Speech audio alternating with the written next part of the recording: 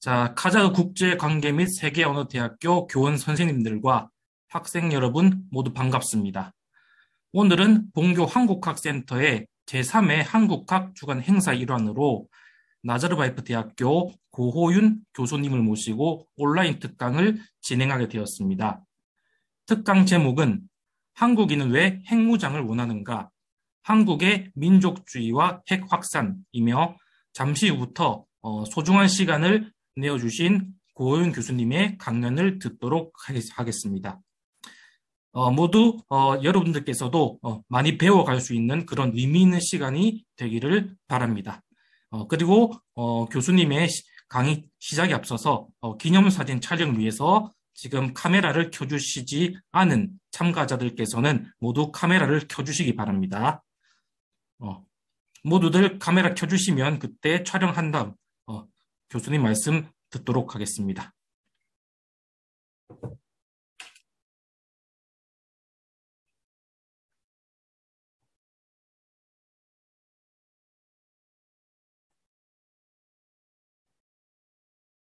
자, 찍겠습니다. 하나, 근데 많이 안 켜서 좀 부탁드리겠습니다. 좀 더 켜주세요.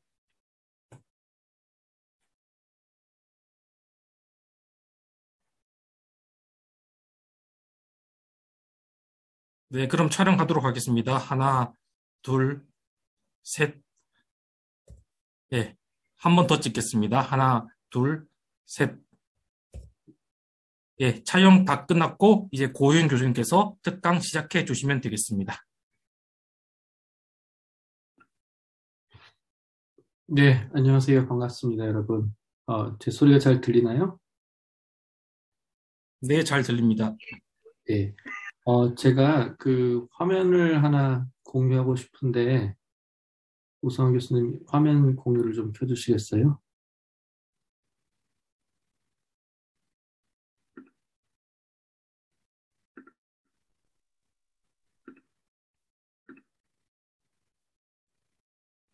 교수님 컴퓨터에서 혹시 공유 바로 누르시고 파일 올리시면 될 것 같습니다. 근데 제가 지금 그 호스트가 아니어서 이 네네. 설정을, 참가자도 화면 공유할 수 있도록. 네, 지금 가능하십니까? 네. 아, 예, 맞습니다. 네, 이제 화면 공유가 됐죠? 네. 반갑습니다, 여러분. 저는 카자흐스탄 나자르바예프 대학에서 정치학을 가르치고 있는 고호윤이라고 합니다. 제가 한 2년 전, 3년 전에 한번 특강을 한 적이 있었는데, 그때도 그렇고 지금도 그렇고 많은 분들이 이렇게 이, 이 특강이라는 제목이 이렇게 와주셔가지고 되게 부담스럽네요. 특히 오늘은 또 이렇게 녹화도 되고 그러다 보니까 엄청 부담이 됩니다. 어, 일단 제가 그 오늘 그 강연할 내용은요, 한국에서 최근에 이제 그 설문조사 결과를 보니까 많은 한국 사람들이 한국이 독자적으로 핵무기를 만들어야 된다라는 생각에 지지하는 확률이 생각보다 높이 나와요. 그래서 그게 왜 그런지 그런 거를 이제 제가 이제 뭐 따로 연구를 하다가, 생각된 내용들이 있어서 그걸 좀 정리해서 오늘 전달해 드리도록 하겠습니다. 어, 강의는 한 40분, 45분 정도 할 것 같고요. 그 나머지 시간은 이제 질문을 받고, 여러분들이랑 이야기를 좀 나눴으면 좋을 것 같습니다. 오늘 특강은 일단 두 개의 키워드를 가지고 시작을 하겠습니다. 첫 번째 키워드는요, 바로 핵무기입니다. 여러분들은 핵무기나 아니면 핵폭탄이라고 하면 무엇이 떠오르나요?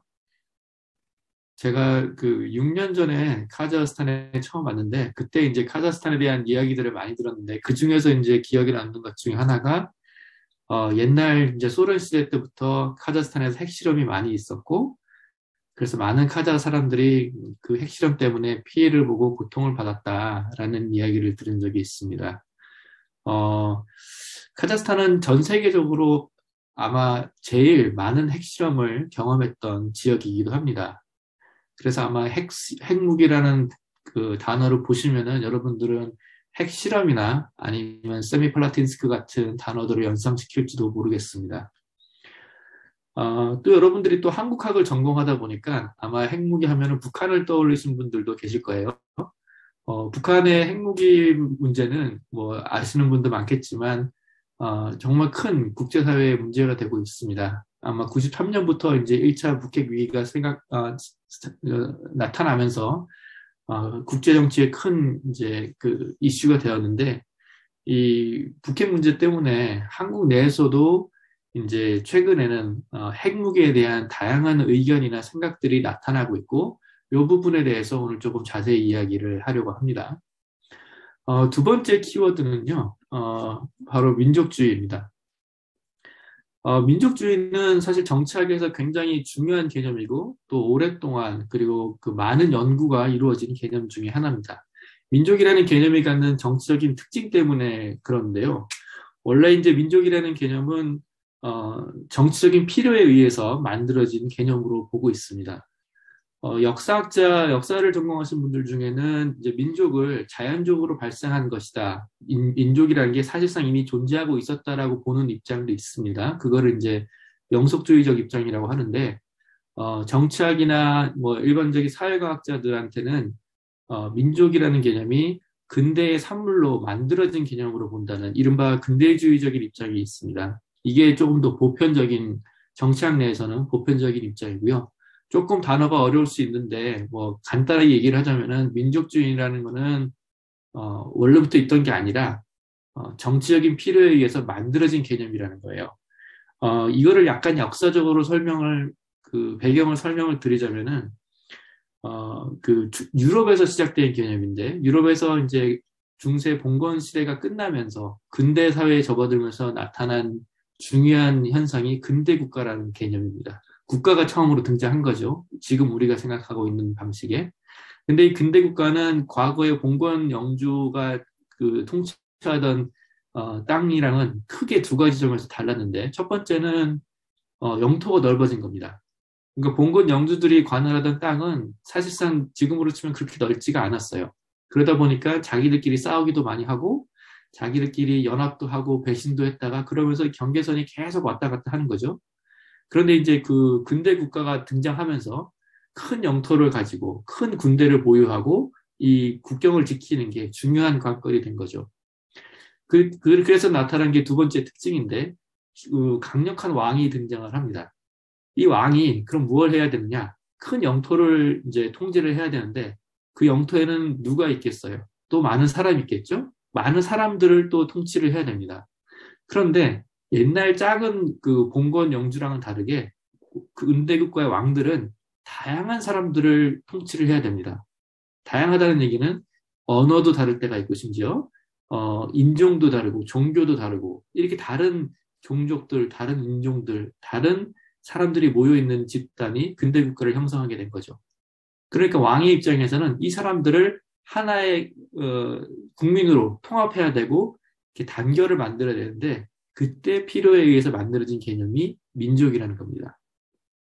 자, 그럼 민족이라는 거는 종교도 아니고 인종도 아니고 언어도 아니에요. 순전히 근대 국가라는 그 현상이 나타나면서 이 군대 국가에 속해 있는 국민들을 하나로 통합하는 기제로서 이제 만들어진 게 이제 민족이라는 개념입니다. 이게 되게 필요하고 중요한 개념인 거죠. 정치학의 입장에서는.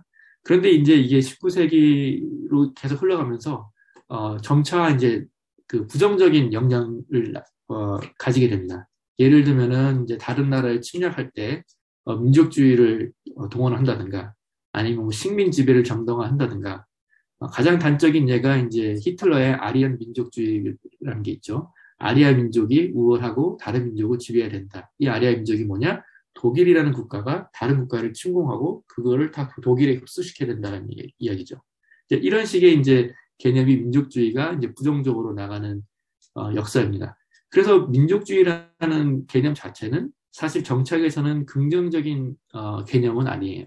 그래서 정치학에서는 부정적인 개념으로 민족주의를 보고 있는데 이거를 이제 오늘 나중에 설명하겠지만 한국에서는 조금 다른 역사적 배경에서 민족주의가 시작이 돼요. 그래서 유럽의 민족주의랑은 다른 민족주의. 그래서 그것이 오늘의 강연 주제인 핵무장과 이제 연관이 된다라고 설명을 드릴 예정입니다. 자, 그러면은 핵무기랑 민족주의랑 어떻게 관련이 있을까? 뭐 좀 더 정확하게는 한국에서의 핵무기라는 문제하고 한국에서의 민족주의 문제가 서로 어떻게 연결이 되어 있을까? 그거를 이제 오늘 같이 여러분들이랑 풀어나갈 문제인데, 그거에 앞서가지고 먼저 제가 그 여론조사, 설문조사한 자료를 하나를 보여드릴게요. 그 설문조사 질문이 뭐가 있었냐면은 우리나라, 한국이죠. 한국 사람들한테 물어봤으니까 우리나라도 핵무기를 개발해야 한다는 의견에 어떻게 생각하십니까? 라고 물어봤어요. 그랬더니 무려 71%가 찬성 또는 매우 찬성한다라고 답을 했습니다. 이거는 사실 굉장히 높은 수치예요. 그러니까 여론이라는 게 대부분 이렇게 다양한 의견으로 갈리기 마련인데 이건 물론 찬성 반대 두 가지 의견이긴 했지만 찬성이 70%가 넘게 나오는 거는 많은 사람들이 이제 왜 이러지라는 궁금증을 자아내기 충분한 그런 현상이기도 하죠. 그러면 핵무기를 왜 찬성하느냐, 찬성한다면 왜 찬성하느냐고 물어봤더니 이제 여기서는 이제 좀 비등비등한 답변들이 나왔습니다. 36%가 한국이 핵 주권을 확립해야 된다.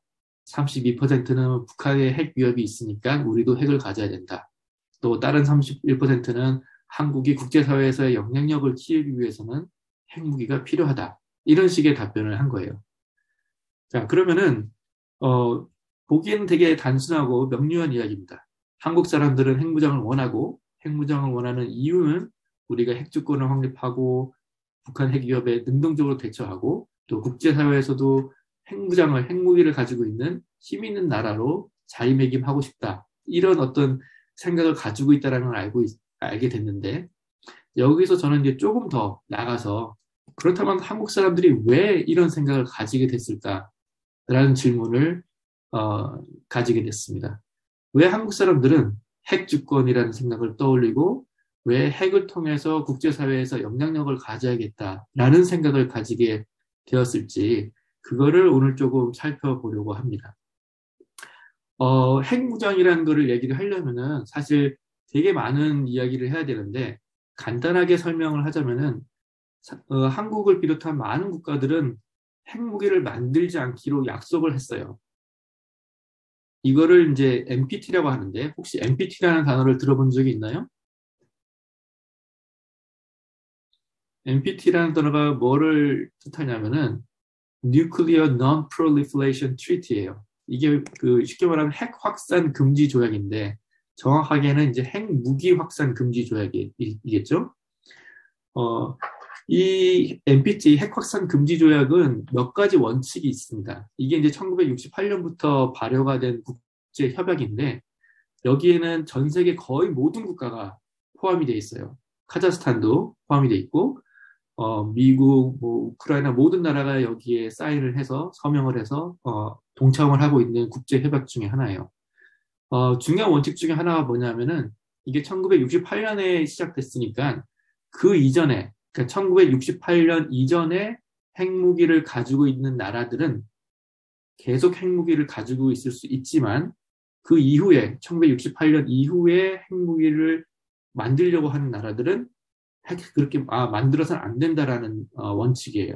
그래서 어떤 국가든지 간에 NPT 조약에 서명을 했다는 얘기는 핵무기를 만들지 않겠다고 약속을 한 거예요. 아시겠죠? 그렇대.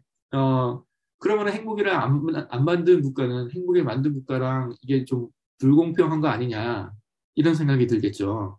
근데 이제 NPT의 또 다른 원칙 중에 하나는 핵무기를 가지고 있는 국가는 NPT에 그 서명한 국가들 중에서 핵무기가 없는 국가들한테 핵무기 가지고서 위협하지 않겠다라는 원칙이 있어요. 그러니까 핵무기가 없지만 NPT에 가입을 하면은 최소한 핵을 가진 국가들로부터 위협은 안 받을 수 있겠다라는 어떤 그 약속이 생긴 거죠. 또 다른 원칙 중에 하나는 핵이라는 게 무기만 만드는 데 쓰인 게 아니라 전기를 생산하는 중요한 원자료예요. 그래서 우리가 원자력 발전소를 많이 지어서 쓰고 있는데 원자력 발전소에서 이제 핵 연료를 쓰고 나면은 그 핵 연료 폐기물이 사실은 핵무기를 만드는 중요한 재료가 되기 때문에 이거를 국제적으로 감시하고 통제하는 역할을 하는 게 NPT, 그 다음에 국제원자력기구 IAEA라는 기구가 있거든요. 그래서 거기서 이제 어, 전 세계 모든 국가의 핵에 대한 활동을 통제하고 감시를 합니다. 한국도 이제 여기에 서명을 하고 북한도 예전에 서명을 했다가 이제 나온 케이스죠. 그 외에 또 어떤 나라가 그러면 NPT 핵 확산 금지 조약에 서명을 하지 않고 있을까? 어, 핵 확산 금지 조약을 서명 안 한 나라들은 인도, 파키스탄, 이스라엘, 북한 이 나라들이에요. 이 나라를 제외한 거의 모든 나라가 핵 확산 금지 조약에 서명을 했고 요 네 나라는 우리는 핵을 가져야겠어 라고 선언을 하고 핵을 만들었기 때문에 이 NPT에 서명을 하지 않은 거죠. 자, 그러면은 다시 우리 이야기로 돌아와서 한국 사람들이 핵무장을 원해, 핵무장 하고 싶어 라는 사람들이 많다 그랬을 때 그럼 비슷한 그 생각을 이 나라들, 인도, 파키스탄, 이스라엘, 북한 이런 나라들도 하지 않았을까? 그래서 결국 이 나라들은 핵무기를 만든 나라들이거든요. 그러니까 이 나라들을 이제 사람들이 연구를 하기 시작한 거죠. 물론 이 나라 말고도 남아프리카 공화국, 카자흐스탄, 뭐 우크라이나, 스웨덴, 리비아 여러 나라들을 연구를 했어요. 왜냐하면 이 나라들도 핵을 만들 뻔했다가 중간에 그만두었거나 아니면은 핵을 가지고 있다가 포기를 했거나 그런 나라들이거든요. 그러니까 이런 나라들을 계속 연구를 하다 보니까 몇 가지 중요한 패턴들이 발견이 돼서 정치학자들이 이제 핵 확산이라는 거에 대한 이론을 만들어요. 그러니까 핵 확산이라는 거는 핵을 보유한 국가가 자꾸 많아지는 것, 핵무기의 개수가 많아지는 거를 핵 확산이라고 이야기를 하는데 그거에 대한 이론을 만들었는데 굉장히 많은 이론들이 있지만 크게 두 가지로 나눠서 생각을 해볼 수가 있어요. 첫 번째가 안보 모델입니다. 그 안보 이유 때문에 우리나라가 위협을 받으니까 그래서 핵무기를 가져야겠다라고 생각하는 거죠. 그래서 안보 위협에 대한 대응으로서 핵무기를 개발하는 거. 이게 첫 번째 그 분류의 핵 확산 이론이고, 사실 여기에도 여러 가지가 있는데, 크게 다시 보자면은 이제 스스로 핵무기를 개발하는 경우가 있고, 그런데 핵무기를 만들자니 기술력도 필요하고, 돈도 필요하고, 시간도 필요해서 이게 몇 년 안에 될 수 있는 일이 아니에요. 그래서 빨리 핵무기를 만들고 싶은 나라들은 자기가 핵무기를 만드는 게 아니라 핵무기를 가진 5개 나라들, 러시아, 미국, 중국, 영국, 프랑스 이 나라들 중 하나와 동맹을 맺는 거죠. 그러면은 이 동맹국인 핵무기를 가진 국가가 나를 보호해 줄 수 있다라는 협약을 통해서 그런 군사 동맹을 통해서 그 안보 위협에 대응을 하는데 이거를 핵 우산이라고 이제 설명해요. 그런데 이제 한국의 경우를 보면은 한국은 미국이라는 강한 핵무기 국가가 있어요. 또 오랜 군사 동맹 국가고 그렇기 때문에 미국의 핵 우산을 가지고서도 충분히 한국이 북한의 핵 위협에 대응할 수 있다라고 보는데 그럼에도 불구하고 사람들이 핵무장을 원한다는 것은 단순하게 핵 확산 이론 중에서 안보 모델만 가지고서는 설명이 안 되는 부분이 있다는 거죠. 그래서 이제 두 번째로 우리가 봐야 될 핵 확산 이론들 중에 하나가 정체성 모델이라는 게 있습니다. 정체성 모델이라는 것도 다양한 그 이론들이 있는데 오늘 제가 이제 소개할 이론은 하이만즈라는 학자가 쓴 책이에요. 한국말로 번역하자면은 이제 핵 확산의 심리학 정도가 될 텐데 도대체 어떤 국가들이 어떤 지도자들이 핵 확산이라는 이런 핵 개발이라는 중대한 결정을 할까라는 거를 설명하기 위해서 국가 정체성이라는 개념을 제시를 합니다.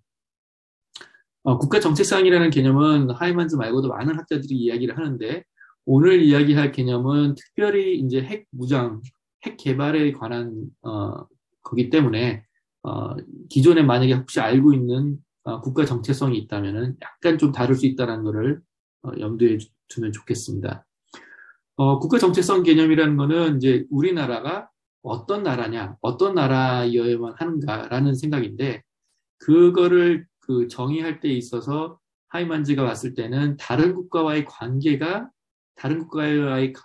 아래서 국가 정체성을 정의한다고 봤습니다.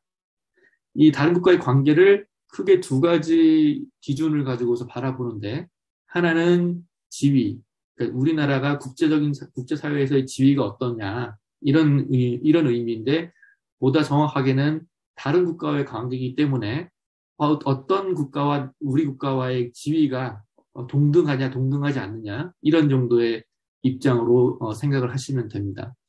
두 번째는 이제 연대, 포용, 혹은 공존, 공생 가능성인데, 이거는 이제 다른 국가를 바라볼 때에 저 국가랑 우리나라랑 같이 공생할 수 있겠다, 같이 친구가 될 수 있겠다라는 입장이 있고, 아니야, 저 국가랑 우리나라랑은 완전히 달라, 그래서 친구가 될 수 없다라는 다소 적대적인 그런 입장이 있을 수도 있겠죠. 그래서 이런 두 가지의 입장으로 나눠볼 수 있고, 그게 크게 이제 두 가지의 기준에서 국가들이 국가 정체성을 이제 찾는다라고 이제 설명을 합니다.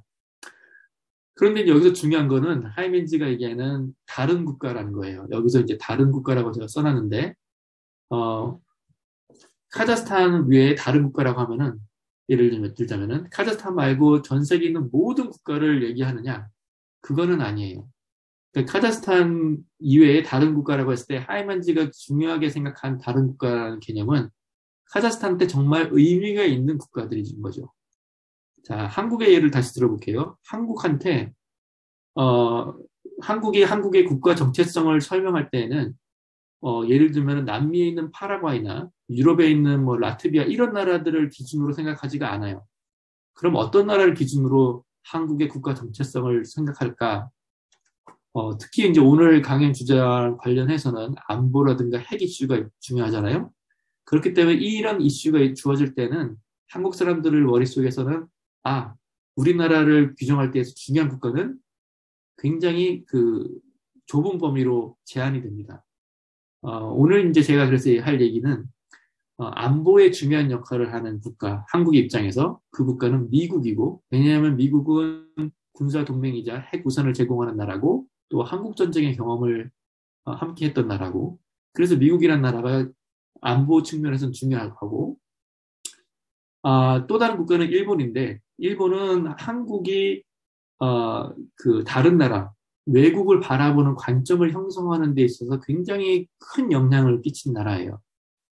이게 무슨 말이냐면은, 쉽게 생각하면은, 사람이 자라면서 세계관, 가치관이라는 걸 가지는데, 우리가 이제 그게 형성되는 시기가 있죠. 청소년기, 뭐 10대, 대학생 때. 요 시절에, 예를 들면 어떤 친구를 만나느냐, 아니면은 부모님과의 관계가 어떻느냐, 어떤 선생님을 만나느냐가 그 사람의 가치관 형성에 굉장히 큰 영향을 주듯이 한국도 마찬가지예요. 자, 한국이라는 나라는 역사적으로 굉장히 오래된 나라는 맞지만 근대 국가로서의 한국을 이야기하자면은 근대 국가로서 한국이 딱 태어났을 때 하필이면은 그때 한국은 일본의 식민 지배를 받게 돼요. 그렇죠? 옛날에 고려 왕조, 조선 왕조 다 거치고 나서 자, 이제 왕조가 아니라 공화정으로 넘어가고 근대 국가가 딱 나타났는데 그러자마자 한국은 일본이라는 그 식민 제국의 지배를 받는 국가가 되는 거죠. 그래서 근대 국가로서 한국이 가장 처음으로 경험한 게 일본이라는 나라예요. 근대 국가로서 한국이 첫 번째로 갖는, 어쩌면 유일하게 가졌던 대외 관계는 일본이라는 나라를 통해서입니다. 그러니까 한국이 근대 국가를 형성하는 데 있어서 외국을 바라보는 관점에 일본이 굉장히 큰 영향을 줬다는 겁니다. 그 얘기인즉슨 우리나라 사람들이 일본을 바라보는 방식이 우리나라의 정체성, 내가 생각하는 한국의 정체성에 굉장히 큰 영향을 줄 수도 있다라는 그런 설명이고 이어질 수가 있습니다. 자, 간단하게 이제 정리를 좀 해보면은 한국의 근대국가 형성 시기에 한국은 일본의 식민 지배를 받았고, 그래서 그 일본이라는 나라가 한국의 입장에서는 다른 나라를 바라보는 관점에 되게 중요한 역할을 하는 나라였다. 또 다른 중요한 나라는 미국인데, 미국은 한국전쟁 때 한국을 위해서 싸운 나라고, 그 이후로도 한미동맹, 군사동맹을 통해서 한국의 안보를 책임져주는 나라였다. 그래서 우리나라의 한국 사람들이 봤을 때 한국의 위치를 미국과 견주어서 특히 안보 문제에 관해서는 견주어서 이해하는 관점이 생기기 시작했다라고 보는 거죠. 자, 이제 다시 그 하이맨즈의 이론으로 잠깐 들어가 볼게요. 두 가지 기준이 있다 그랬죠? 상대방과 나를 어떤 지위 관계를 보느냐, 동등한 지위를 보느냐, 아니면 내가 열등한, 열세한 위치에 있는 나라로 보느냐. 그 다음에 다른 나라를 보는 관점에 있어서 상대방 국가를 적대적으로 보느냐, 아니면 공생적인 관계, 같이 살 수 있는 관계를 보느냐. 이렇게 이제 두 가지 기준이 있는데 이 두 가지 기준을 교차해 보면은 이렇게 네 가지의 가능한 국가 정체성 유형이라는 게 나타납니다. 이게 이제 하이먼즈가 이야기하는 핵심적인 이론의 틀이 됩니다. 그래서 이제 여기 용어가 조금 어려울 수가 있는데 적대적 하위자, 적대적 민족주의자, 공생적 하위자, 공생적 민족주의자 이렇게 네 가지 유형을 얘기를 해요. 이게 이제 단어가 어렵기 때문에 이제 국가 차원이 아니라 우리가 개인의 차원에서 인간적인 차원에서 잠깐 설명을 하자면은 우리가 이제 예를 들어서 우리 옆집에 이웃이 새로 이사를 왔어요. 그렇죠? 근데 그 이웃이 알고 봤더니 국회의원이야.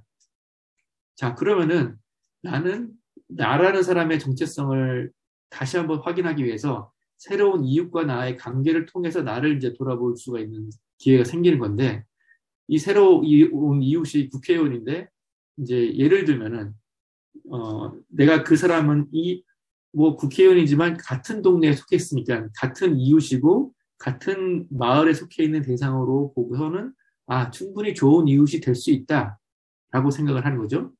그렇지만 동시에 그 사람 국회의원이니까 나보다 더 권력이 셀 거 아니야. 그러니까 그 사람한테 좀 잘 보이면은 나한테 뭐 좀 도움이 되지 않을까? 라는 생각을 할 수 있겠죠? 자, 그렇다면은 당신은 공생적 하위자라는 정체성을 가진다고 이제 분류를 하는 거예요. 자, 공생할 수 있지만 그 사람보다 내가 하위에 있다. 그래서 나는 공생적 하위자의 정체성을 가진 거고, 한편 이제 당신은 이제 국회의원들이나 뭐 이런 정치인들을 나라는 다른 사람이라고 생각할 수도 있어요. 그렇죠? 좀 더 뭐 극단적으로는 정치인들은 우리 일반 평범한 사람들을 못 살게 굴 수도 있어. 우리랑은 우리의 적이야. 이렇게까지도 볼 수 있는 거고. 그렇지만 국회의원이 우리 집 이웃이니까 어떻게든지 좀 조심해서 잘 지내려고 하는 거죠. 이 사람이 나보다 힘도 세기도 하고, 그 다음에 나는 이 사람과 이제 조심해야 되는 거죠. 이럴 경우에는 이제 자기는 이제 적대적인 하위자 유형이 되는 거예요. 그렇죠? 나는 국회의원을 적대시하고 이 사람보다 권력이 낮기 때문에 굉장히 조심하는 태도를 갖는 거예요. 그렇죠? 근데 이제 세 번째 같은 경우에는 이제 국회의원이나 나나 똑같은 사람이야. 그렇죠? 그러니까 누가 누구를 뭐 명령하고 이거는 뭐 말도 안 되는 소리고 똑같이 동등한 사람이고 그리고 이제 같은 동네에 있으니까 같은 동네에서 원만하게 잘 지내면 되지. 이렇게 생각한다면 당신은 그 적대적 하위자에게 공생적 민족주의자의 정체성 유형이에요. 그러니까 공생할 수 있고 대신에 국회의원이나 나나 동등한 입장이라고 생각한다면은 하위자는 아닌 거죠. 그러니까 이제 민족주의자로 분류를 하는데 그런 경우에는 공생적 민족주의자 유형으로 분류를 할 수 있는 거고, 마지막 경우에는 이제 국회의원이랑 나랑은 전혀 달라. 나는 국회의원이 싫어. 라는 생각을 가지고 있지만 가지고 있고 또 기본적으로 우리는 동등한 사람이야라는 부분을 인정한다면은 당신은 적대적인 민족주의자 유형으로 분류가 되는 거예요. 이렇게 이제 네 가지로 이제 분류를 하는 건데 국가 정체성에 대한 생각도 마찬가지로 분류를 할 수 있다라고 하이먼즈가 설명을 합니다. 중요한 이제 마지막 이론의 고리가 뭐냐면은, 자, 이렇게 네 가지 유형이 있으면은 이 네 가지 유형 중에서 그 두려움과 그다음에 자존심이 각각 다르게 작용을 한다는 점이에요. 자, 예를 들면은 적대적인 유형들은 항상 두려움을 가지고 있어요. 그러니까 상대방을 적대적으로 보는 데에는 상대방이 두렵다고 느끼기 때문이거든요. 그래서 두려움을 이제 가지고 있는 거고, 또 반대로 민족주의자 유형들은 자존심을 강하게 내세우는 경향이 있다라고 설명을 해요. 그렇죠? 너나 나나 동등하다라는 입장이 강하기 때문에, 그렇기 때문에 적대적 민족주의자는 두려움도 있고 자존심도 있어요. 그러니까 이 사람들은 뭐냐? 상대방에게 지는 것도 싫어하고 또 상대방의 조그만 위협도 굉장히 민감하게 반응을 하는 거죠. 그래서 하이맨즈의 이론에 따르면은 이 하이라이트된 적대적 민족주의자 정체성의 유형의 국가들이 그렇지 않은 다른 유형의 국가들보다 핵무장으로 갈 가능성이 높다라고 설명을 해요. 자, 그러면은 이 똑같은 이론을 한국의 상황에 대입을 시켜 본다면은 한국 사람들 중에서도 적대적 민족주의자 정체성을 가지고 한국을 인식하는 사람들은 이 핵무기 개발에 찬성할 가능성이 더 높을 것이다라고 예상할 수가 있는 거예요. 이게 이제 제가 민족주의랑 한국의 핵개발 여론이랑 연결고리를 찾는 부분인데 그렇다면은 누가 적대적 민족주의자고 누가 공생적 민족주의자인지 어떻게 알아내요? 사실은 이건 되게 어려운 일이에요. 한 사람을 두고서 그 사람의 민족주의 성향을 이거다라고서 파악하기가 쉽지가 않죠. 여러 가지 뭐 기술이 있고 방법이 있고 질문 서베이를 통해서 알아볼 수는 있지만 그것도 사실은 한 개인을 두고서 완벽한 답을 찾기는 어렵다고 봐요. 그렇다면은 대신에 우리가 이제 설문조사를 해서 많은 사람들을 이 집단을 나눠가지고 분류를 해가지고 이 분류별로 핵무기 개발에 찬성하는 정도를 비교해 본다면은 이 적대적 민족주의자 정체성 유형하고 핵무기 개발에 찬성하는 경향하고 어떤 관계가 있을 수 있겠구나라는 걸 확인은 할 수 있어요. 그래서 아까 앞에 소개했던 그 설문조사 자료를 가지고서 제가 간단한 통계 모델을 돌린 거를 소개를 해드릴게요. 그 설문지는 작년 여름에 한 설문이고 핵무기를 찬성하느냐 반대하느냐라는 그 질문 말고도 미국에 대한 태도, 일본에 대한 태도, 그다음에 한국과 미국 사이의 군사적 관계에 대한 입장, 그 외에 여러 가지 질문들이 포함되어 있어요. 그래서 그 질문들을 가지고서 간단한 통계 모델을 돌려보면은 결과가 이제 이렇게 나왔습니다. 아마 이제 여러분들이 이제 사회학 베이스가 없으면은 통계 분석에 익숙치 않을 수 있어서 간단하게 이 그림만 보는 법을 설명을 먼저 드릴게요. 여기 보면은 이제 빨간 선이 가운데 있죠? 이게 중요해요. 빨간 선을 쭉 내려보면은 이제 숫자 0이라는 게 있고, 보는 이 표를 볼 때 있어서 첫 번째 기준은 여기에 있는 파란 선들이 빨간 선과 겹치느냐, 겹치지 않느냐. 그걸 보면 되고, 두 번째는 이 빨간 선을 기준으로 왼쪽, 즉 마이너스 값에 있느냐, 아니면 오른쪽 플러스 값에 있느냐, 이걸 보면 돼요. 그래서 빨간 선과 겹치는 것들은 사실은 핵무기를 찬성하는 가능성과 크게 관련이 없다라고 보시면 돼요. 대신 겹치지 않는 것들은 관련이 있다라고 봐야 되는 거죠. 자, 그러면은 이제 쭉 보니까 미국에 대한 감정은 빨간색이랑 겹치죠. 그러면은 이거는 크게 관련이 없다고 우리는 결론을 짓는 거예요. 그다음에 이제 여기는 일본에 대한 감정은 겹치지 않아요. 그러면은 일본에 대한 감정은 핵무기를 지지하는 성향과 관련이 깊다라고 결론을 내립니다. 그 위에 이제 겹치지 않은 것들을 쭉 찾아보니까 나이, 교육 수준, 여성이냐 남성이냐, 그 다음에 지난번 2017년 대통령 선거에서 문재인 대통령에게 투표했느냐 안 했느냐, 그 다음에 외교 안보 문제에 관심이 높으냐 낮으냐, 이런 변수들이 핵무기를 지지하는 성향과 관련이 있는 걸로 나타나고 있습니다. 두 번째 기준을 가지고 설명하자면은 왼쪽에 있으면은 우리는 이거를 음의 상관관계라고 해서 이제 그 네거티브 어소시에이션을 봐요. 예를 들자면은 여성은 남성에 비해서 핵무기 찬성할 확률이 낮다고 보는 거예요. 왜냐면 왼쪽 마이너스 쪽에 있으니까. 반대로 나이가 많은 사람들은 나이가 젊은 사람보다 핵무장에 찬성할 확률이 높다는 결론이 나와요. 자, 그러면은 여기서 중요한 것은 일본에 대한 감정인데, 일본에 대한 감정을 가지고서 똑같은 이 그 통계 분석 가지고서 한국 사람들이 핵무장을 지지하는 이유에 대한 모형을 만들어서 돌려보면은 일본에 대한 감정으로 설명할 수 있는 부분이 꽤 있는 것으로 나타납니다. 즉, 일본에 대한 감정이 나쁘면은 0에 가까울수록 일본을 싫어하는 거고 10에 가까울수록 일본을 좋아하는 거예요. 5는 이제 중간 중립적인 태도고요.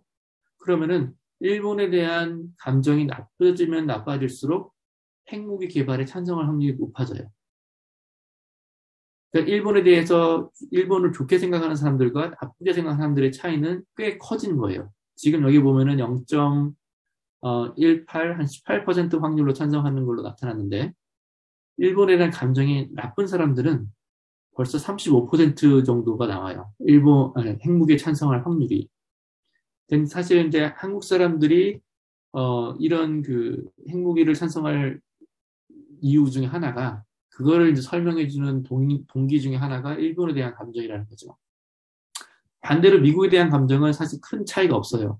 이거는 이제 그 직선이 완만한 직선이기 때문에 보시면은 일본에 대한 감정이 나쁜 사람과 좋은 사람 사이에 큰 차이가 나지 않아요.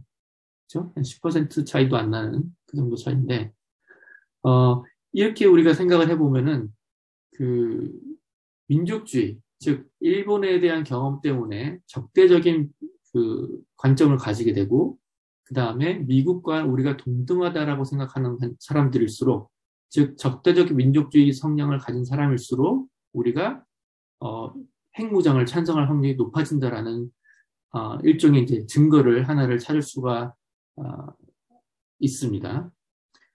자, 그래서 이제 결론을 내리자면은 이렇게 이제 데이터를 가지고서 보면은 한국 사람들이 핵무장을 찬성하는 이유를 국가 정체성 유형, 특히 그 중에서도 오늘 적대적 민족주의적 유형 가지고서 설명할 수 있다는 하이멘제 이론을 소개를 했는데, 그게 어느 정도 말이 되는 설득력이 있는 이야기처럼 보입니다. 이게 사실 민족주의라든가 아니면 뭐 핵무기에 대한 내용은 한 학기 동안 제가 이제 강의를 하는 굉장히 이제 광범위한 주제라서 오늘은 이제 굉장히 일부분만 축약해서 이제 그 설명을 드린 거라서 조금 혼란스러울 수도 있고 어려울 수도 있을 텐데,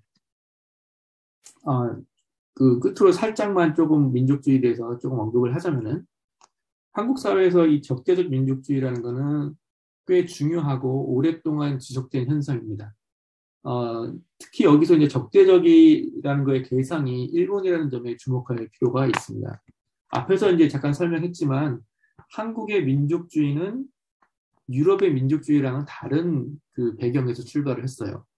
그러니까 한국에서 근대 국가가 형성됐을 때에 한국이 일본의 식민 지배를 받았기 때문에 그 민족주의라는 개념은, 이전에는 민족이라는 개념이 필요가 없었는데 민족이라는 개념이 한국인들한테 들어오고 한국인들한테 사용된 거는 일본 식민 지배에 대한 저항으로서 민족주의가 사용이 되었기 때문입니다. 그러니까 한국의 민족주의를 저항적 민족주의라고 설명하시는 분들이 이제 많은데, 그 이유는 한국에서 민족주의가 일본으로부터 우리나라를 우리 민족을 지킨다, 또는 일본의 식민 지배로부터 독립을 되찾아온다, 이런 식의 그 민족 독립 아니면 주권 확보, 주권 아니면 재확보, 이런 식의 개념으로 민족주의가 사용되었기 때문에 유럽에서의 민족주의랑은 일단은 좀 다른 배경이 있다는 점. 그 다음에 유럽에서 아까 처음에 설명드렸듯이 민족주의는 다른 인종, 다른 언어, 다른 종교의 구성원들을 하나로 묶는 구심점으로서 민족이었다면은, 한국은 오랫동안 같은 언어, 같은 민족으로 구성되었기 때문에 굳이 민족이라는 개념이 필요가 없었다는 점. 그래서 민족주의는 유럽의 민족주의랑은 다르게 일본과 싸우면서 생긴 민족주의이기 때문에 적대적인 성격, 저항적인 성격이 기본에 깔려 있다는 게 이제 한국 민족주의의 이제 특징 중에 하나입니다. 제가 이제 오늘 이번 강연을 준비할 때 하고 싶었던 얘기 중 하나는, 한국 사람들한테 이 좀 독특한 민족주의, 정치학 전반적인 입장에서 보면은 한국의 민족주의는 되게 특이합니다. 그 카자흐스탄에 와서 이제 저희 학교 학생들이랑도 이야기를 해보면은 민족주의에 대해서 이야기를 하고 카자흐스탄 민족주의, 카자흐스탄 민족 이런 이야기를 많이 하는데 카자흐스탄은 처음부터 그 다인종 국가였고 또 언어도 여러 언어를 쓰고 있기 때문에 한국이랑은 좀 다른 맥락이 있죠.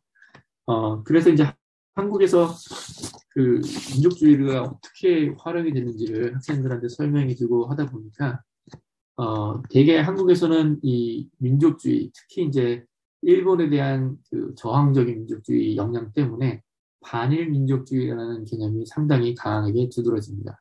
그래서 한국 사회에서 이제 그 반일 민족주의는 정치적으로 최근 들어서 많이 이용이 되죠. 심지어는 이제 예를 들면은 그 정책을 실패했는데 그거를 좀 감추기 위해서 반일 감정을 사용해서 민족주의를 동원한다든가 아니면은 여론을 분열시켜서 선거에 승리하는 전략으로 사용한다든가 이런 식의 이제 그 민족주의의 정치적인 활용이 두드러지고 있어서 학생들이랑 얘기하면서 조금 우려를 표한 적이 있습니다.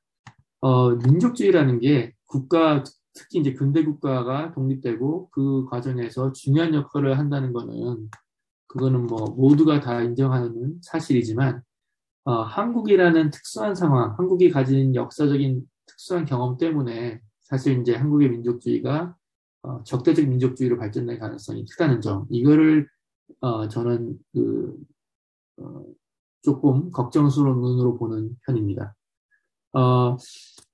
이제 결론을 이제 말씀드리고 질문을 받을 텐데 한국 사회는 사실 지금도 계속 변화하고 있는 중입니다. 뭐 관심 있는 학생들은 한국의 정치라든가 뭐 선거 이런 거를 봐서 알겠지만 정치도 그렇고 사회도 그렇고 계속해서 변해가는 중이고 심지어는 이제 제가 학교 다닐 때 한국에 대해서 가졌던 인상이나 한국에 대해서 가졌던 생각이 지금 젊은 대학생들이 가지고 있는 생각이랑은 전혀 또 다르다는 것을 발견합니다. 지금 젊은 세대들한테는 조금 더 진보적이고 조금 더 자유주의적인 그런 성향이 강하고 개인주의적인 성향이 강하다는 것을 느낄 수가 있습니다. 개개인의 가치, 개개인의 자유, 그리고 공정 이런 것들이 이제 한국 사회에서 특히 젊은 세대에서 굉장히 중요한 화두가 되고 있고 이거는 옛날 어른 세대들이 경험했던 민족이나 통일 내지는 뭐 성장 이런 것과는 또 다른 새로운 패러다임을 예고하는 것이기도 합니다. 그래서 아마 한국의 민족주의가 한 10년, 20년 뒤에는 아마 다른 모습으로 살아남든지 아니면은 완전히 다른 형태의 새로운 주의로 변모되지 않을까 이런 궁금증도 저는 지금 가지고 있습니다. 일단 그 강연은 여기까지 내용이고요. 조금 지루하고 재미없는 내용일 수 있는데 끝까지 들어줘서 감사하고 혹시 질문이 있으면은 지금 남은 시간은 질문을 제가 받고 질의응답하는 시간을 갖도록 하겠습니다.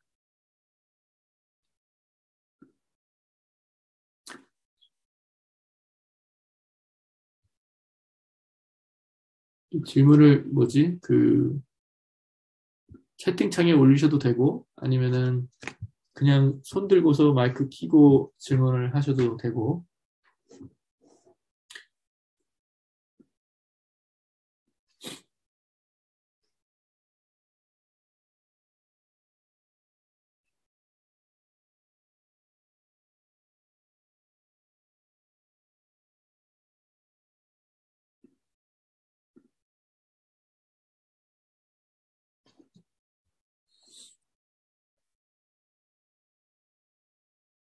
웃고만 있지 말고 질문들을 좀 하세요.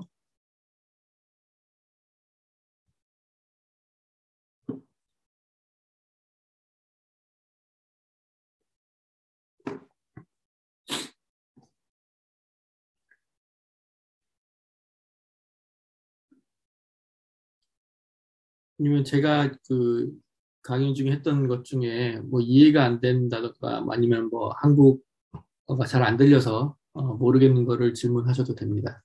제가 설명을 할 수 있는 거를 좀 더 자세히 설명을 드릴게요.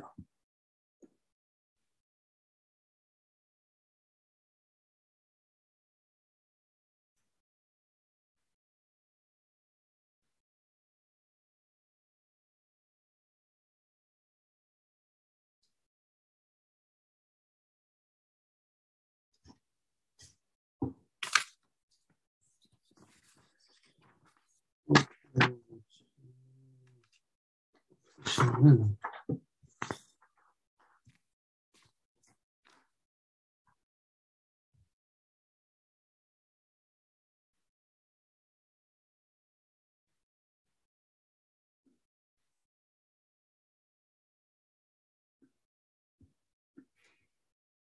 자,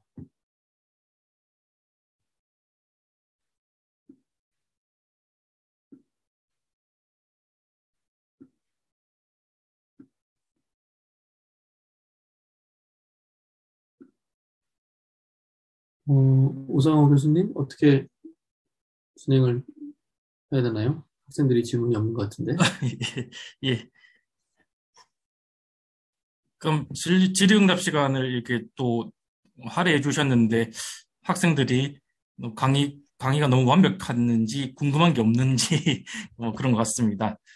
그럼 제가 보통 이제, 질문 하나 드리, 아, 네, 네, 네. 저도 이제 카자흐스탄 사회문화학을 전공했기 때문에 이렇게 민족주의나 다문화주의 관련해서 많은 궁금증이 있는데 타지키스탄이나 뭐 여타 러시아 그 자치공화국들 이런 쪽에는 민족 간 분쟁이 굉장히 많이 일어나고 있는데 카자흐스탄은 큰 사건이 없는 것 같습니다. 민족 간 충돌과 관련해서 카자흐스탄이 이렇게 평화롭게 공존하는 그 이유가 어떤 게 있을지 교수님의 의견을 한번 여쭤보고 싶습니다. 글쎄, 저도 그 카자흐스탄 내의 분쟁에 대해서 사실은 이제 깊이 있게 연구를 해본 적이 없기 때문에 아마 저보다도 예, 오성근 교수님께서 더 잘 아실 것 같긴 한데, 어, 그 민족 간의 이제 분쟁의 강도를 보면은 사실 그 없지는 않거든요, 카자흐스탄도. 근데 그게 이제 소규모 이제 뭐 그냥 뭐 싸움 정도로 이렇게 보고가 되고 있어서 그렇지. 어, 카자흐스탄은 아마 정책적으로 이제 카작 인종에 대한 우위를 확실히 만든 게 아마 가장 큰 요인이지 않을까 싶습니다. 그리고 이제 또 하나는 이제 다른 그 중앙아시아 국가들에 비해서는 경제적으로 일단 성공한 국가이기 때문에 보통 이제 그 정착에서 이제 갈등, 인종 간 갈등 아니면 뭐 그룹 간 갈등의 중요한 요인 중 하나가 이제 경제적인 불평등이라든가 뭐 그리어번스라고 그래서 이제 그 박탈감 이런 것들 이야기를 하는데 그런 것들이 이제 상대적으로 다른 나라들보다는 이제 적어서 그런 게 아닌가 싶긴 한데 아무래도 이제 어, 이제 뭐 양극화라든가 불평등이 이제 심해지면 심해질수록 이런 부분을 이제 간과할 수는 없을 것 같습니다. 카자흐스탄도. 그래서 그거를 이제 어떤 식으로 풀어내는지는 저도 좀 더 연구를 해봐야 될 것 같고 저도 뭐 그 정도로밖에는 답변을 못 드려서 죄송합니다. 아닙니다. 좋게 제가 너무 두리뭉술하게 질문했는데 정확히 아닙니다. 질문해 주셔서 감사드리고 또 우리 4학년 학생 중에 네. 또 질문 있으신 학생 있나요? 없으면 선생님이 몇몇 시킬 겁니다. 제가 지난번에 한 2, 3년 전에 그때 특강 했을 때는 조금 다른 주제로 특강을 했었는데, 그때는 질문들이 좀 있어가지고, 어, 했어도 오늘은 제 강연이 별로 좋은 강연이 아니었던 것 같습니다. 그래서 질문이 많아야지만 좋은 강연인데, 교수님, 제가, 네, 잠깐만요. 네. 제가 질문 하나 있습니다. 네네. 교수님의 개인적인 핵무장에 대한 의견이 무엇인지, 한국 핵무장 경우에는 어떤 한국의 생각, 핵무장이요. 네네네. 예. 꼭 해야 되는지 아니면 해야 되는지. 어, 저는 개인적으로 한국의 핵무장을 하는 것에 반대를 하는 입장인데, 그게 이제 다른 여러 요인도 있겠지만, 기본적으로 한국이란 나라가 그 국제사회와 등을 질 수 없는 나라입니다. 그렇죠? 한국이란 나라 하면은, 일단은 수출 경제로, 수출을 많이 해서 경제가 성공한 나라이기도 하고, 또 다른 나라의 관계, 이런 것들이 되게 중요한 나라이기 때문에, NPT라는 거는 그냥 단순한 국가 간의 어떤 협약이 아니라 일종의 그 시스템이라고 보시면 됩니다. 국제사회를 지탱하는 하나의 시스템이죠. 그러니까 경제 부분에서는 우리가 뭐 WTO나 이런 거를 얘기를 하는데 이제 안보 측면에서는 핵 안보 측면에서는 NPT가 이제 거기에 준하는 큰 기둥이에요. 근데 거기서 한국이 반기를 들고서 나오겠다라는 거는 상당히 이제 어리석은 생각으로 저는 생각을 합니다.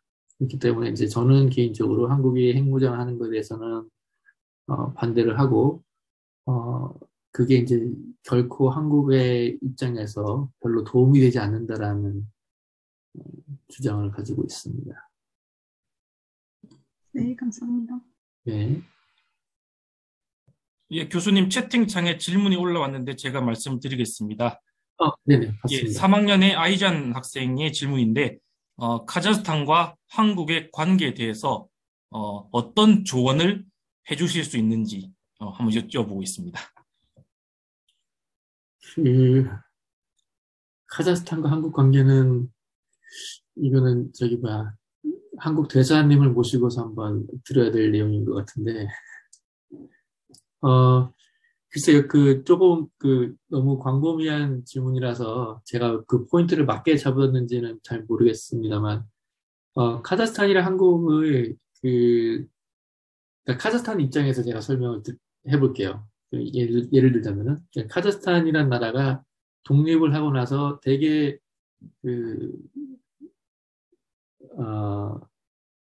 쉽게 말하면은 이제 위험한 그렇지만 굉장히 능란하게 외교를 한 나라로 저는 평가를 합니다, 개인적으로. 카자흐스탄이 처음에 독립하고 나서 군사력 규모가 어느 정도인지를 혹시 기회가 돼서 데이터를 보시면 아마 깜짝 놀랄 거예요. 전 세계 거의 꼴찌입니다. 카자흐스탄이 그만큼 국방력이 없는 나라였어요. 그런데 이제 그거를 여러 가지 안보 조약이라든가 이런 걸 통해 가지고 첫 독립 10년을 잘 지내온 그런 나라고 그런 측면에서 한국과 되게 저는 닮았다고 생각을 합니다. 한국의 외교라는 것도 늘 우리 기본적으로는 미국이라는 우방이 있지만 늘 중국이나 미국 그다음 일본과 러시아라는 강대국 사이에서 살아남는 그런 외교를 한 나라이기 때문에 카자흐스탄 학생들한테 제가 수업을 할 때도 카자흐스탄 학생들한테 왜 한국의 정치, 한국의 외교를 배워야 돼? 라고 이제 설득할 때 두 나라가 되게 비슷한 입장이었다라는 것을 제가 설명을 합니다. 카자흐스탄과 한국 관계는 그래서 어떻게 보면은 되게 서로 이해할 수 있는 부분이 많다라고 생각을 합니다. 왜냐하면 이제 러시아도 신경 써야 되고 카자흐스탄은 그다음에 중국도 신경 써야 되고 유럽, 미국도 신경 써야 되고 그러다 보니까 이제 하필이면 신경 써야 된 나라들이 다 큰 강대국들이에요. 그렇죠? 이게 이제 한국이랑 되게 비슷하기 때문에 서로 그런 외교적인 그런 팽팽한 긴장관계의 외교를 해왔던 경험이 있기 때문에 서로 이해할 수 있는 부분이 많다. 카자흐스탄과 한국 관계에서도 이런 부분을 조금 생각을 하면은, 카자흐스탄이, 이제 뭐 중국이나 러시아나 이 사이에서, 이렇게 조금, 균형을 잡는다는 생각을 했을 때, 사실은 한국이 크게, 도움이 될 수 있는 부분이 저는 있다고 생각하고, 한국의 입장도 마찬가지로, 중국과 미국 사이에서 균형을 잡으려고 할 때, 카자흐스탄의 경험이 또 중요한, 교훈을 줄 수 있다라고 생각을 합니다. 개인적으로는 이제 한국에서 카자흐스탄에 대한 관심이 높지가 않아요. 그게 이제 사실은 카자흐스탄에서 이제 가르치고 연구하는 입장에서는 아쉬운 부분이긴 한데, 여기 이제 카자흐스탄에 계시는 많은 한국 교수님들이 이 부분을 이제 점차 개선시켜 나갈 것으로 생각을 합니다. 한국과 카자흐스탄 관계에서 이제 최근 들어서 이제 제가 생각했던 것 중에 하나는 카자흐스탄이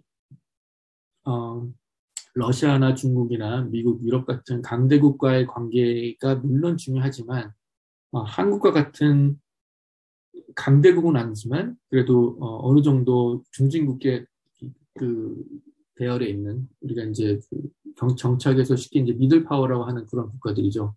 그런 국가들이랑 관계를 갖는 게 사실 카자흐스탄 입장에서도 덜 부담이 되고 좋지 않을까라는 생각이 있어서 예를 들면은 뭐 군사 협력 부분도 있을 수 있고 최근에 이제 뭐 원자력 발전소라든가 이런 부분에 있어서도 한국이 카자흐스탄과 조금 더 긴밀한 관계를 갖는 게 어, 필요하다라고 생각을 합니다. 사실 뭐 한국이랑 카자흐스탄이 협력한다고 해서 뭐 중국이나 러시아가 크게 반대할 이유는 상대적으로 적다고 보거든요. 뭐 카자흐스탄이 미국이랑 협력할 때에 예상되는 그런 반발보다는.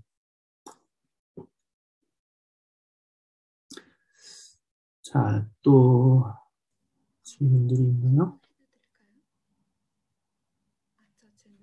네, 아이다나? 네, 현재는 우크라이나 상황 그리고 핵무기 정치적 목적으로 사용하는 것을 고려하면서 핵무기를 아예 전혀 발명하지 않은 것이 낫다고 생각합니까? 앞부분을 제가 잘 못 들었는데, 예.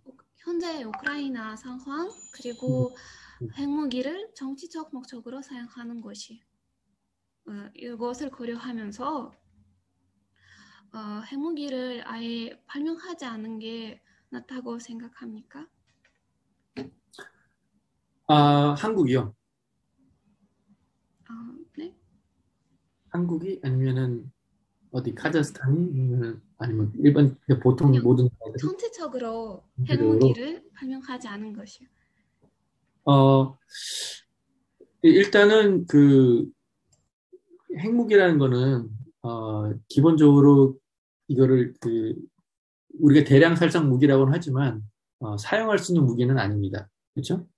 전세적으로 역사적으로 핵무기를 사용한 사례는 딱 한 번밖에 없죠. 2차 대전 때 핵무기 초기 모형이 이제 원자폭탄을 사용했는데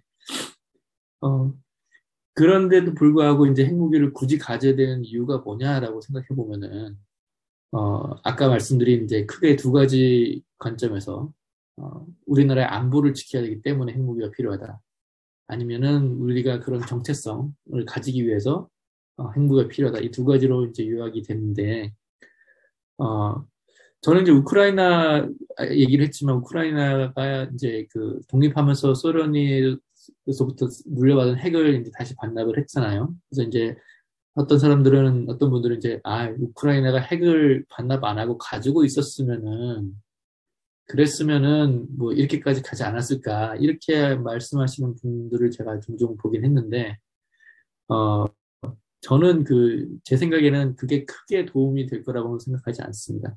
그래서 이제 핵무기를 가지고 있음으로 인해서 오히려 더 그 위협의 대상이 될 수 있지, 핵무기를 갖는 것이 안보에 도움이 되는 부분이 사실상은 그렇게 많지 않을 것이다. 그러니까 미국이나 러시아, 중국, 아니면 뭐 영국, 프랑스 이렇게 핵무장을 가지고 있는 나라들, 이스라엘 같은 경우도 핵무기만 가지고서 안보를 지킨다는 것은 사실은 조금 순진한 생각이거든요. 그러니까 핵무기에 수반돼서 어마어마한 군사력이 동반돼야지만 사실은 핵무기의 억제력이 가능합니다.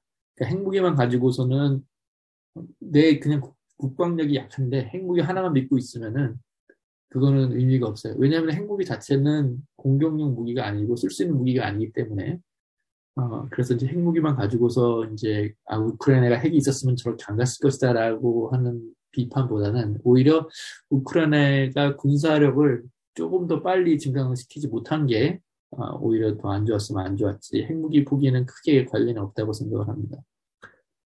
핵의 정치적 이용에 대해서도 질문을 했는데,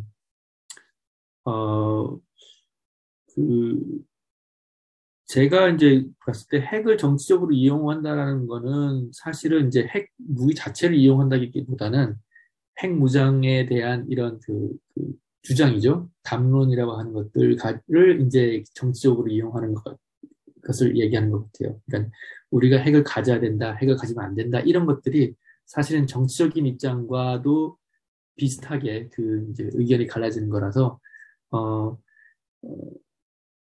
뭐 여전히 저는 이제 핵이 가지고 있는 효용성이 과연 어느 정도인가를 따져봤을 때도 크게 도움이 안 된다면 정치적인 고려가 크게 의미가 있을까라는 생각을 가지고 있습니다.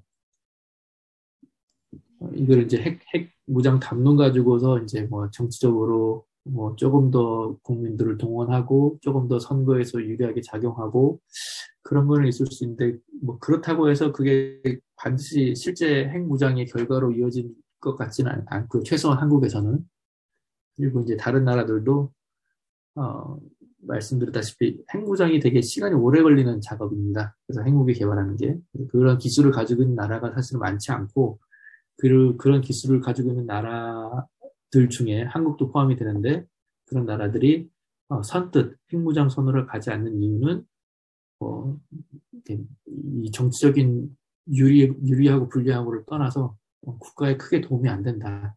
이렇게 이제 보는 게 제 생각입니다.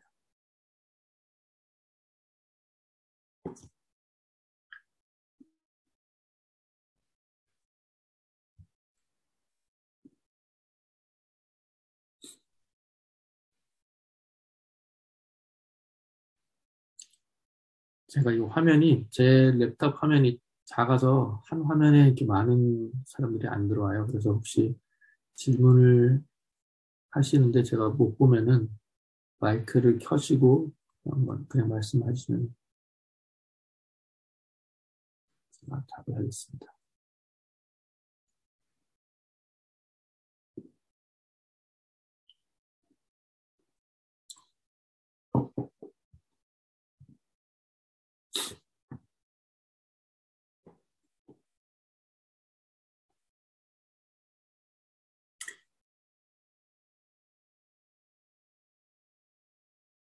예, 확실히 외국인들이 자주 직면하는 문제, 어떤 측면에서의 문제를 얘기를 하는 건지 좀 더 자세히 질문해 줄 수 있을까요? 김아넬리아 선생님 아니면 학생?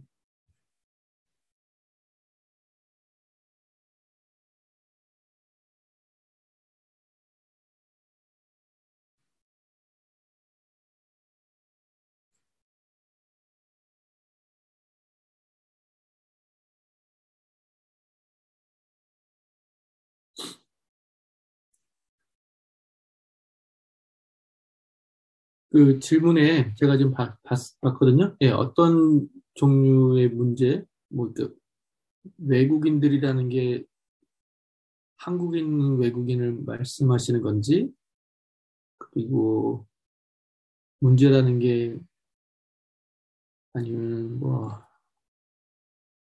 정확하게 어떤 문제인지, 어떤 게 어떤 배경에서 나오는 질문이 조금 더 상세하게 써주시면은 제가 답을 해드릴게요.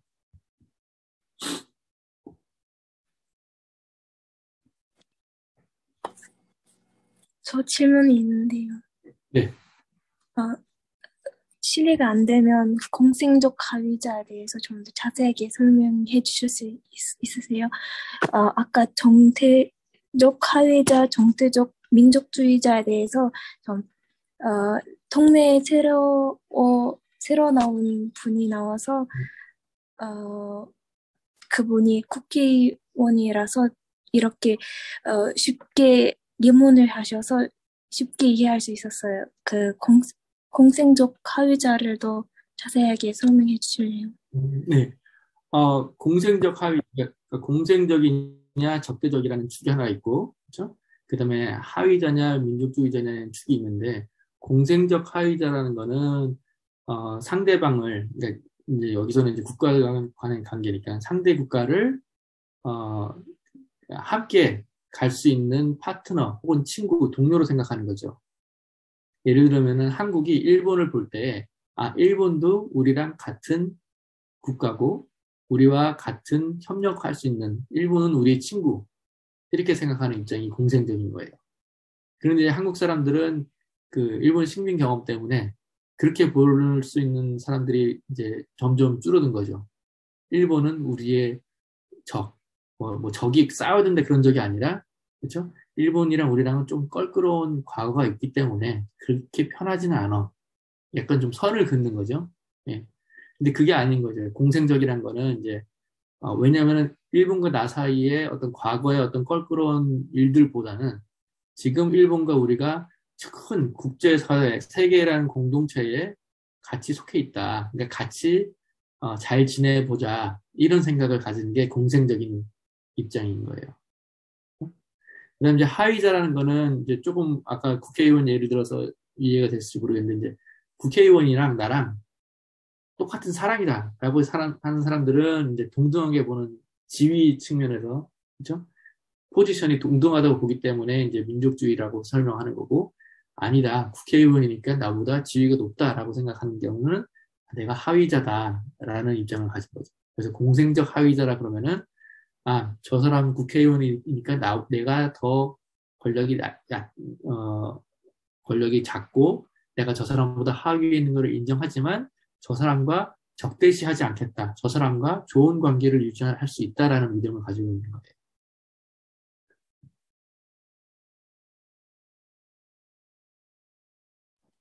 감사합니다. 네. 예, 김한일 씨가 질문을 올려줬네요. 기성세대 한국인 중에서 외국인을 싫어하는 사람들이 수 있다.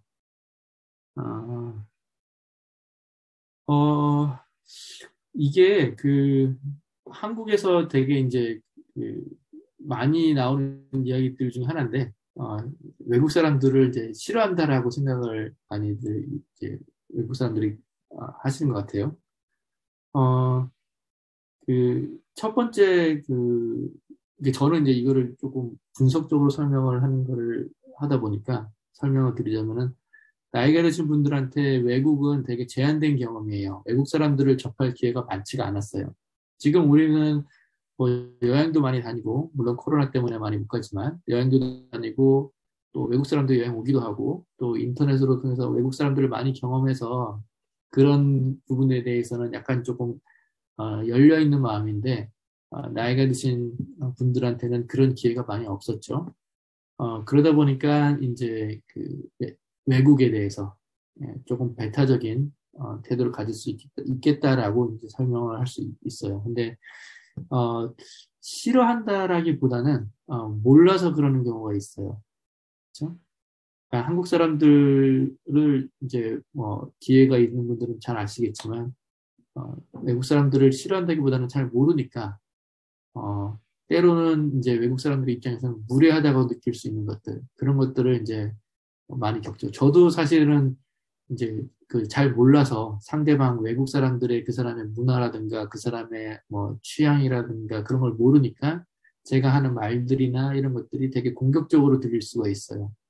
근데 이제 그거는 첫 번째는 이제 경험이 없어서 부족해서 몰라서 그럴 수 있다는 거고 갈등까지 가는 경우는 사실 개인적인 차원에서는 많지 않은데 이게 한국에서 최근에 이제 제가 본 갈등 중에 하나는 무슬림들에 대한 반감이에요. 한국에서 무슬림들이 이제 외국 사람들이 많이 오거든요. 카자 사람들도 많이 오고 우즈벡 사람들도 많고 동남아시아에서도 많이 오고 근데 이 사람들이 무슬림들이 많잖아요. 근데 이 사람들 무슬림에 대해서 한국 사람들이 잘 몰라요. 잘 모르니까 사람들이 무슬림이 자기 동네에 오는 거를 자기 동네에 사원 짓고 모스크 짓고 하는 거를 싫어해요. 그게 이제 갈등으로 이제 나타났는데 여전히 이제 개인 간의 문제는 아니에요. 집단의 문제로 이제 나타났을 때 이제 갈등이라고 이제 설명을 하는데 뭐 해결은 생각보다 그러니까 뭐 어려울 수도 있지만 생각보다 쉬운 거는 이제 모르는 거를 알려주는 거예요. 한국 사람들은 무슬림의 문화를 전혀 모르고 산 사람들이 대부분이에요. 평생 동안 무슬림을 단 한 명도 마주한 적이 없는 분들이 많아요. 저도 한국에서 떠나서 산지 지금 한 17년 정도 됐는데 그 전에 한국에서 살 때까지는 무슬림을 본 적이 없었어요. 그러니까 모르는 게 당연하잖아요. 모르니까 겁이 나고 모르니까 내가 엉뚱한 정보들을 잘못된 정보들을 들을 때가 많아요. 그렇죠? 그러다 보니까 이제 무슬림에 잘못된 생각을 가지니까 이제 그런 것들을 이제 편견을 깨주는 과정 그런 것들이 이제 필요한 것 같아서 최근에는 이제 특히 이제 한국에서도 젊은 사람들이라든가 이제 무슬림 문제에 관해서 무슬림에 대해서 알고 있는 사람들이 그런 것들을 많이 풀어 나가려고 노력하는 걸로 알고 있어요. 이제 그런 것들은 이제 마을 단위에서 공동체 단위에서 해결을 해주면은 제 생각에는 뭐 이렇게 그런 갈등들을 해소하고 사실은 한국에서 그 뭐라 그러지? 제노포비아라고 그러죠. 그 외국 혐오라는 거는 사실 그렇게 그 높은 편은 아닌 걸로 저는 생각을 해요. 근데 이제 만약에 있다면은 그거는 이제 몰라서 그럴 가능성이 높다. 모르는 부분에 대해서 우리가 알려준다면은 그거는 충분히 극복할 수 있다. 어, 외국인을 싫어하는 사람들도 있겠죠. 있는데 이제 그 사람들이 무슨 생각으로 싫어하는지는 이렇게 조금 더 저도 어, 데이터를 봐야 알 수 있을 것 같아요.